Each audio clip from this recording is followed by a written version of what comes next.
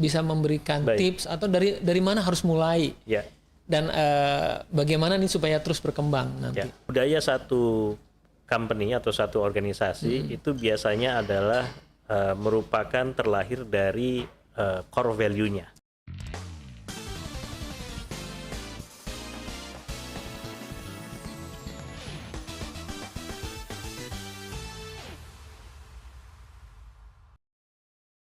Assalamualaikum warahmatullahi wabarakatuh, rekan Naker dan Sobat Genika. Siang ini kita kembali untuk podcast Productivity Talk yang hari ini sangat spesial. Sudah hadir di tengah kita Pak Ari Gemini. Kenalan dan lebih jauh, tapi saya spill sedikit.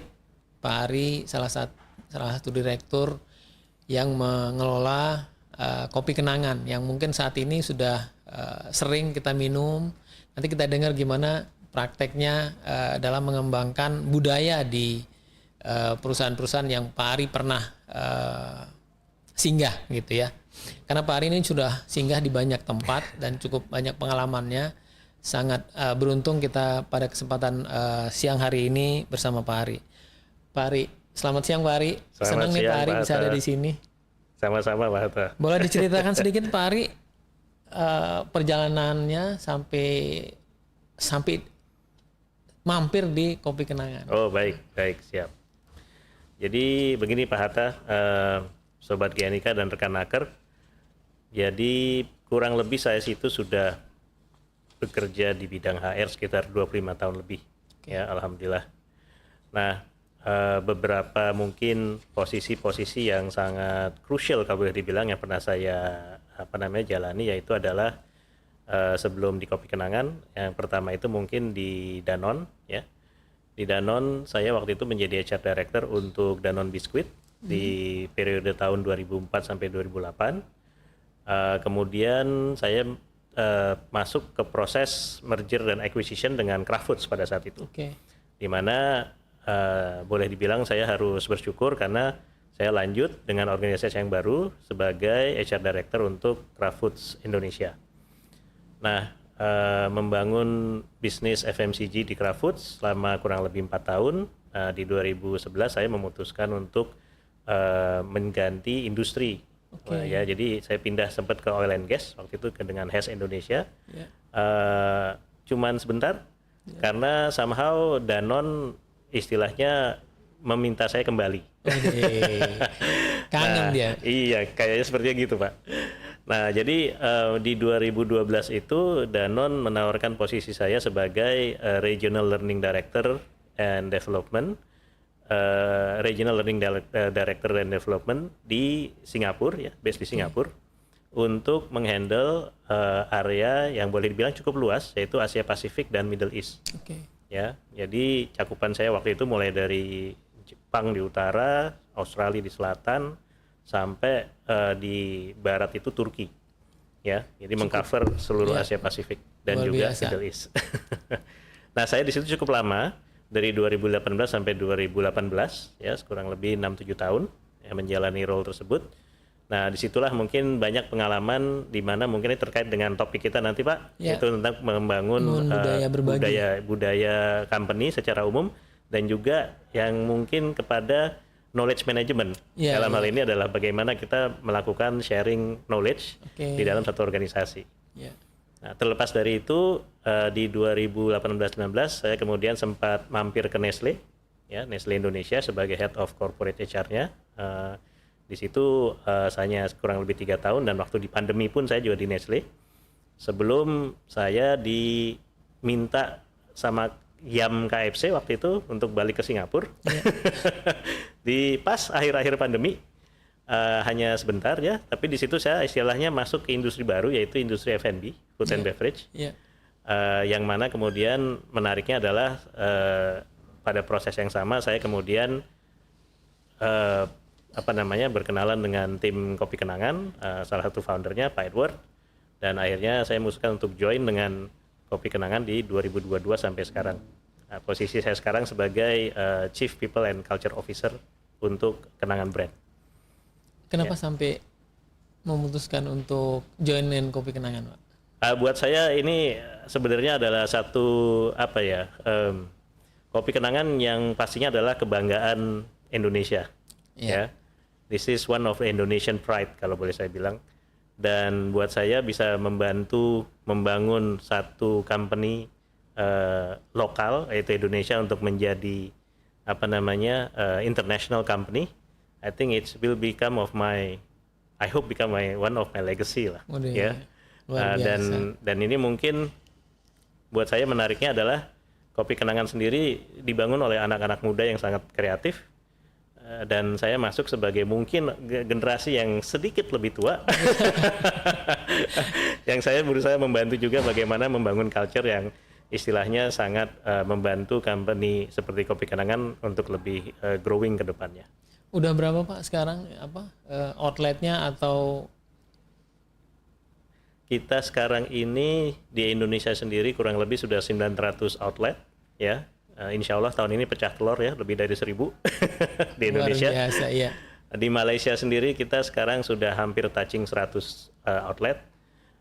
Singapura itu sekitar 7 outlet dan kita baru start operasional di Manila ya, di Filipina sekitar 5 store.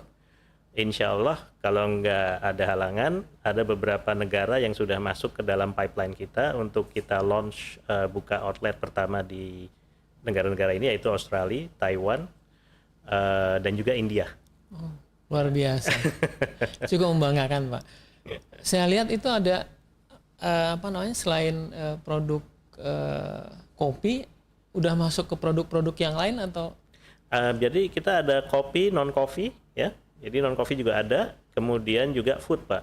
Oh. Nah, foodnya ini bermacam-macam, mulai dari food yang mostly adalah bakery atau pastry ya.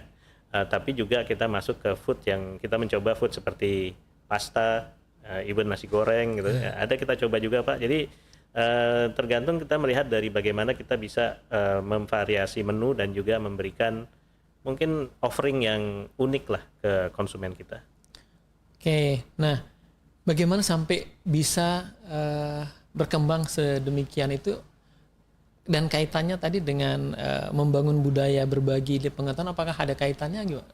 Oh, begini, baik. Itu sebenarnya saya pikir sangat-sangat menarik kalau misalnya ditilik. Jadi saya melihat dari dua pengalaman yang agak berbeda nih Pak. Ya. Jadi kalau dilihat dari Kopi Kenangan sebagai satu company startup, saya melihat peran dari founder dan manajemen itu sangat sangat berpengaruh terhadap budaya kerja yang terjadi di satu organisasi. Okay. Nah, kebetulan sekali salah satu budaya yang kita coba build up dan juga value dari company Kopi Kenangan sendiri adalah serving with heart. Jadi ini sebagai core culture-nya, serving with heart. Nah, value yang ada di sekitar serving atau yang membentuk serving with heart itu sendiri ada beberapa yang mungkin boleh dibilang seperti humility, ya, excellence, kemudian juga agility, respect, dan teamwork. Okay. Nah, jadi ini yang istilahnya melihat kita culture yang utama adalah serving with heart, di mana dari situ nanti kita akan membentuk attitude atau behavior yang kita harapkan, yaitu seperti yang pertama adalah customer and partner first. Jadi kita mengutamakan atau memprioritaskan bagaimana kita men-treat customer kita dan juga karyawan kita, yang kita sebut partner. Ya. Nah, dari sini nanti yang keluar attitude yang kita harapkan adalah high quality product dan juga leading with heart. Ya, karena untuk by the end of the day we deal with customer and our own people, we always build from leading with heart. Nah, kemudian di behavior yang kedua, yang besarannya itu adalah go beyond, Pak. Jadi kita berusaha go beyond dari yang kita bilang adalah good is not enough. We always would like to get to excellence. Ya. Nah, tapi kita juga paham perfeksionis atau kesempurnaan itu sesuatu yang istilahnya tidak sehari semalam ya. It's a progress ya. Jadi di situ kita menanamkan attitude seperti growth mindset, bahwa kita harus selalu belajar dan berkembang. Kemudian juga di saat itu juga kita harus strive for excellence, selalu mencoba agar mencapai satu hal yang sifatnya sangat baik. dan juga istilahnya dilakukan dengan cara apa? Dengan cara kolaborasi. Oke. Nah, kolaborasi inilah kalau di Kopi Kenangan yang saya pikir menjadi sarana untuk sharing knowledge tadi, Pak. Ya, jadi kita meminta dan saya melihat prakteknya di teman-teman ini selalu dalam melihat satu atau memecahkan satu masalah, kita selalu bekerja bareng-bareng. Oke. Ya, dan istilahnya nggak cuma satu fungsi atau satu divisi saja, tapi kita selalu melihat dari apa namanya bagaimana peran divisi atau fungsi lain dalam membantu memberikan problem solving yang kita harapkan sustainable juga. Oke. Nah, untuk itulah kenapa akhirnya jadi cair nih sharing knowledge-nya. Karena misalnya kita bilang, oh saya maunya ke sana, tapi mungkin teman-teman dari legal, oh jangan, itu nanti aturannya begini. Nah itu kan akhirnya itu dalam konteks yang cukup praktis kalau saya lihat. Bahwa terjadi dengan sangat cair, terjadi dengan bagaimana itu antar fungsi saling mengisi, ya, saling melengkapi, sehingga yang kita dapat adalah satu problem solving yang sesuai dan kita harapkan sustainable juga. Ya. Dan kita selalu belajar istilahnya. Makanya tadi saya bilang kenapa ada growth mindset. We try, and if we try fail fast, and we can recover fast juga kan gitu. Ya. Nah ini yang akhirnya kita lihat sangat efektif juga pola pembelajaran seperti itu.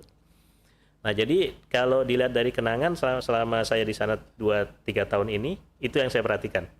The way organisasi, dan ini saya dari sudut HR-nya adalah kita membentuk culture-nya adalah seperti merekognisi teman-teman yang melakukan hal yang baik. Jadi teman-teman juga melihat, oh itu yang diharapkan, atau attitude seperti itu yang kita inginkan gitu. Jadi menjadi contoh lah ya, menjadi role model. Jadi buat teman-teman juga mudah untuk mengikutinya. Jadi nggak harus selalu teori rekognisi yang seperti apa, tapi begitu we catch somebody doing right, kita recognize. Nah, recognize-nya juga teman-teman bisa melakukan. Itu kita sudah masukkan, ya, mumpung ini banyak generasi Z ya, banyak Gen Z. Nah, kita sudah membentuk satu apps yang dimana teman-teman bisa akses semuanya, dan kalau mereka melihat temennya sendiri melakukan hal yang ingin dia recognize, mereka bisa lakukan. Nggak harus lewat HR, nggak harus lewat manajer, nggak harus lewat manajemen. Mereka bisa langsung lakukan sendiri. Dan itu teman-teman juga bisa lihat, oh dia di recognize gitu. Ya, dan ini nggak melulu tentang uang, tapi juga sifatnya non moneter. Nah itulah kadang-kadang lebih berdampak, Pak, karena lebih intrinsik sifatnya. Nah ini di Kopi Kenangan. Kalau saya cerita pengalaman yang di Danone waktu saya jadi Regional Learning Director di sana, secara korporasi Danone itu sangat entrepreneurship. Jadi kalau boleh ada salah satu inisiatif di Aqua, waktu itu di Danone Aqua, yang dilakukan oleh operation team-nya. Jadi Aqua ini kan punya sekitar 15 atau 18 pabrik, Pak. Nah, jadi untuk mereka punya target efisiensi. Mulai dari pencapaian efisiensi mesin, ataupun juga pencapaian total produksi, line, segala macam. Nah, itu inisiatif dari operation team yang dimotori sama operation director-nya waktu itu adalah mereka membentuk WhatsApp group ya melalui social media, di mana masing-masing fungsi itu terkumpul tuh. Jadi dari 18 pabrik, teknisinya siapa, mekaniknya siapa, ininya siapa. Nah mereka kalau punya satu masalah, itu sharing di grup tersebut. Mesin ini masalah nih, caranya begini. Ada yang tahu nggak? Nah, jadi temennya yang dari pabrik lain ngasih tahu, oh itu harusnya gini kali, coba aja di sini jalan. Nah gitu. Jadi I think it's very practical. We are using social media ya yang bisa dilakukan untuk mengakses ke orang-orang yang punya tacit knowledge, kan itu nggak ada di SOP, Pak. Dan nggak ada ditulis kalau maintenance harus begini kan nggak ada. Semua berdasarkan pengalaman. Dan teman-teman teknisi dan mekanik ini adalah yang punya pengalamannya. Jadi mereka dikasihkan satu tools fasilitasi yang sifatnya sangat simple, sehingga mereka juga senang bisa connect ke semua teman-temannya sendiri. Dan itu jadi sangat praktis. Nah, itu di tataran operasional. Nah, sedangkan kalau di tataran grupnya, Pak, itu kita punya yang namanya menginisiasi Danone Academy. Jadi saya dulu di tahun 2012 waktu pertama kali join Danone Academy yang namanya Danone Academy itu hanya ada di Paris. Ya. Jadi tugas saya salah satunya adalah bagaimana saya bisa membawa ke region. Jadi waktu itu saya ada 2 pilot project. Yang pertama di Indonesia, satunya di China. Oke. Ya, jadi kita bikin 2 Danone Academy untuk Asia Pasifik. Satu Indonesia, satu Cina. Selain dari yang di Paris. selain dari Paris. Betul. Ya. Jadi ini kita inisiasi dulu. Nah, jadi pendekatannya waktu itu adalah Danone Academy sebagai corporate university, ya boleh dibilang begitu. Itu kita mengutamakan faculty-nya itu dari dalam. Oh. Jadi yang kita bilang internal Danone faculty. Oke. Nah, jadi mereka inilah yang kemudian sama kita sebagai grup itu kita latih untuk bisa menjadi fasilitator program. Iya. Jadi instead kita ngambil dari external trainer, kita mengencourage dari dalam. Dari internal. Karena lebih pengalaman dan juga lebih tidak paham. hanya teori, Ya. tapi tahu praktek penggunaannya di company. Dan lebih paham internal. Betul. Iya. Jadi challenge internal mereka tahu. Nah, di awal itu kita menggunakan, boleh dibilang menggunakan sedikit drive atau push, yaitu dimasukkan ke dalam KPI mereka. Oke. Iya. Jadi kalau misalnya mereka mau jadi internal trainer, nah dalam setahun itu mereka harus pegang paling nggak 4 atau 5 kelas. Artinya direkognisi juga. Direkognisi juga, Iya, masuk ke KPI. Oke. Ya. Terus kemudian dari situ makin berkembang nih. Jadi mereka jadi kayak semacam yang kita bilang subject matter expert internal. Oke. Kemudian kita angkat menjadi Danone internal faculty. Oke. Nah, menariknya kadang-kadang adalah kalau lagi kita ada program baru, learning baru, misalnya datang dari Paris, mereka pasti kita ajak. Iya. Kenapa? Karena mereka akan kita masukannya. Nih kalau di negara masing-masing gimana nih di China materi ini make sense nggak? Gitu. Jadi contoh lucu dulu waktu itu adalah dari Paris pengen bikin program tentang e-commerce, Pak. Oke. Itu kejadian tahun 2014. 2014. 2014. 11 tahun yang 11 lalu. tahun yang lalu. Ya, pertama kali kita bikin e-marketing atau e-digital segala macam. Nah, begitu masuk materi dari Europe, teman-teman di Cina bilang, ini kita udah 2-3 tahun lalu. Jadi ya mereka bilang ini udah nggak bisa buat di Europe, itu buat di Asia ini udah nggak laku, dia bilang. Nah, jadi menarik ya, teman-teman di Paris nggak percaya. Akhirnya mereka minta bikin pilot project, diundang teman-teman marketingnya yang ada di Asia. Akhirnya yang terjadi lucunya adalah benar, ternyata menurut teman-teman dari China itu benar bahwa materi-materi yang ada dari Eropa di tahun 2014 tentang e-commerce itu udah ketinggalan zaman, Pak. Jadi kita akhirnya membentuk program sendiri yang sesuai dengan kebutuhan Asia. Oke, cukup menarik ya bahwa membangun budaya itu di drive dari dalam gitu ya, harus Betul. di drive dari dalam. Nah, kalau kita lihat di sini bahwa dalam membangun budaya yang pertama harus di state dulu bahwa budaya apa yang mau dibangun. Betul. Ya kan? Nah, kemudian kalau kita lihat dari case-nya Danone, hal yang sederhana bisa dilakukan melalui WhatsApp. Kemudian yang lebih besar lagi udah diinisiasi dari pusat, kemudian ini berbagi. Kemudian kalau kita lihat di Kopi Kenangan, mulai dari Serving with Heart, kemudian Go Beyond dan lain-lain. Nah, itu kan budaya-budaya yang sudah declare di awal akan dibangun ya, Pak ya. Betul. Nah, oke, jadi kalau saya lihat di sini tahap pertama adalah dalam membangunnya itu di-declare dulu budaya apa yang mau dibangun. Nah, kemudian baru dengan peralatan. Nah, kalau dari rekan Naker katakanlah nanti atau dari Sobat Genika mau membangun budaya, mungkin dari Pak Ari bisa memberikan tips atau dari mana harus mulai dan bagaimana nih supaya terus berkembang nanti. Jadi begini, budaya satu company atau satu organisasi itu biasanya adalah merupakan terlahir dari core value-nya. Oke. Jadi kita harus kembali melihat core value organisasi tersebut apa.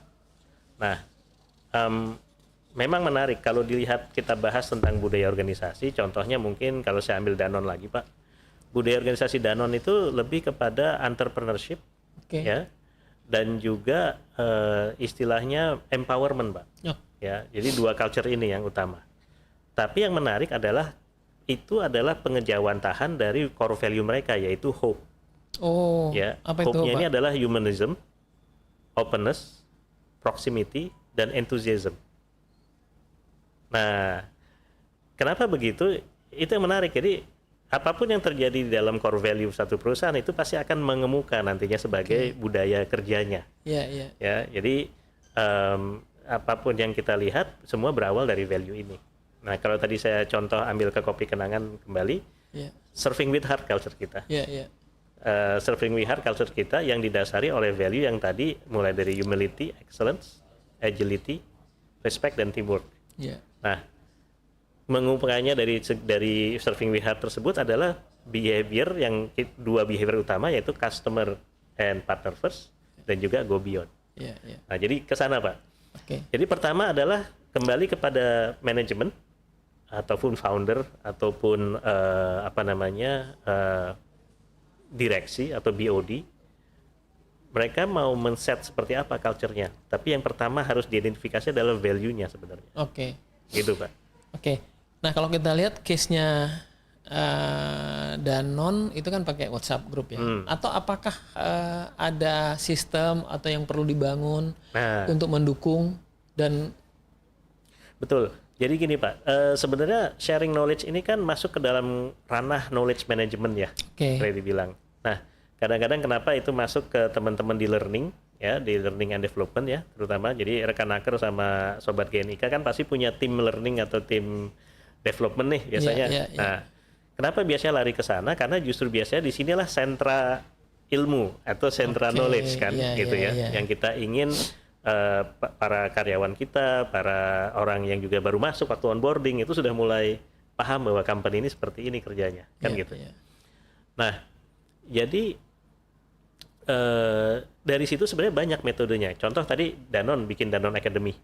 Itu kan mereka men-storage knowledge-nya di materi-materi pelatihan tadi, ya.